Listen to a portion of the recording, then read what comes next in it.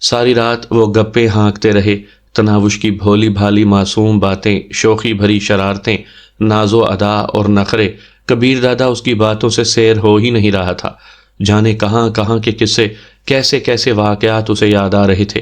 صبح کی اذان سن کر وہ وضو کرنے غسل خانے کی طرف بڑھی، مگر جاتے ہوئے میری واپسی تک سونا نہیں کہہ کر گئی تھی۔ نماز پڑھ کر وہ پھر اس کے قریب آ گئی۔ ایک بات کہوں، خفا تو نہیں ہوں گے؟ ٹھنڈا ہاتھ اس کے گالوں پر پھیرتے ہوئے وہ پوچھنے لگی۔ کبیر دادا نے منہ بناتے ہوئے کہا، ہو بھی گیا تو تم نے کون سا خفا رہنے دینا ہے مس مصیبت کہیں کی۔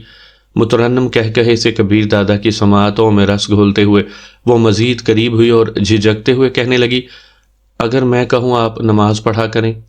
داڑھی رکھ کر کسی مسجد کی امامت سنبھالنے کے بارے تم کب کہنے والی ہو؟